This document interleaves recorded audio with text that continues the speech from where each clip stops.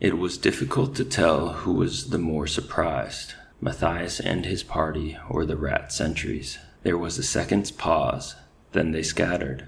One or two of the rats were a bit slow off the mark, but not as slow as Colin Vole and his mother, who were roughly grabbed by the faster sentries. Matthias dodged, wriggled, and ran free, tripping a rat who was about to seize Mr. Vole. The young mouse ran, pushing the vole in front of him and calling out, "Run! Keep going, Mr. Vole. Try to make it to the woods and hide." The vole faltered. "But my wife, Colin, the rats have got them." Matthias pushed him roughly forward.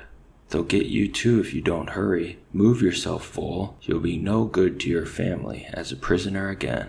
Taking Matthias's advice, Abram Vole ran as fast as his legs would carry him.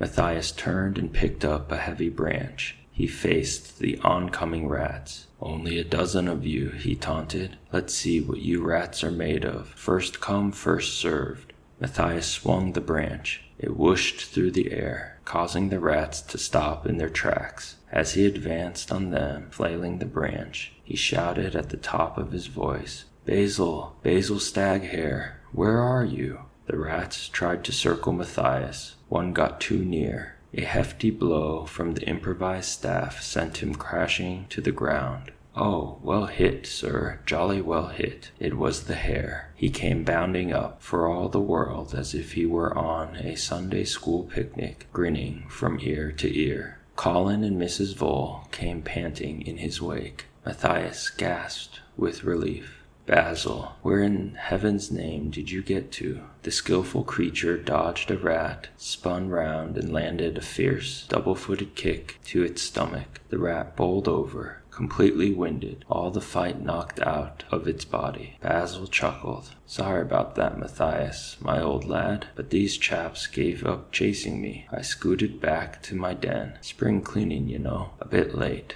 But I'm only a bachelor in single quarters. What?" Matthias was flabbergasted. Here he was fighting off a dozen rats, trying to rescue the Vole family, while Basil was dusting out his den. The young mouse could scarcely hold his temper. "Oh, how nice of you, Mr. Hare. So glad you could join us," he said sarcastically, as they beat off rats and hurried the voles along.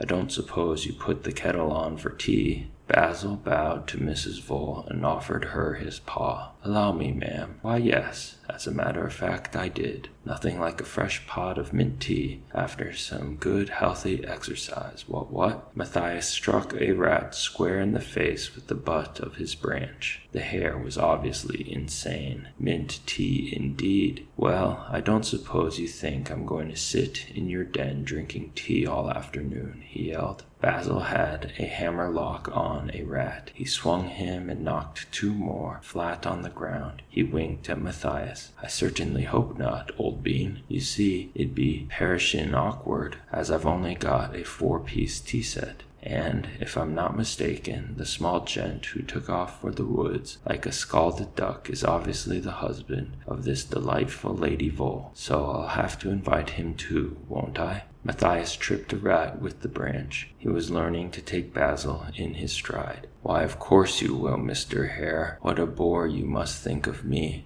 I'll probably sit around on the common here and teach the rats to make daisy chains." Basil dodged around a rat and laughed approvingly. "No need to get uppity, young feller. I thought it'd be best to shelter the voles and see 'em safe to the Abbey later. Obviously, you need to get back to Redwall post-haste. A family of voles would only slow you up." Matthias grinned ruefully. "I apologize, sir. I accept your offer of help gratefully. I didn't mean to be rude." By now they were at the edge of the common land. The rats had fallen back momentarily. Basil shook paws with Matthias. "Good mouse. Right. Cut along, young'un. I'll see you when I deliver my charges back to the Abbey." Alone and unencumbered, Matthias struck off into the woods. Traveling doggedly on wearied legs, he realized that his entry to Redwall would have to be from the Mossflower side, as the main gate would probably be under attack. Could the defenders hold out? Was Constance organizing the retaliation correctly without him? Had the sentries stayed alert? Was Cornflower safe? Questions raced through Matthias's brain as he fought his way through the undergrowth. Taking a check on his bearings, he began to worry a little. The abbey walls should be in sight over towards the northwest. Perhaps he hadn't fully realized the sprawling size of the woodlands. Yes, that was it. Maybe if he kept on trekking, the walls would soon come into view. From somewhere ahead, Matthias could hear the trickle and gurgle of a stream. He remembered that it had been some time since he had eaten and drunk. Changing direction, he followed the water sounds until he came to the banks of the stream. Lying face down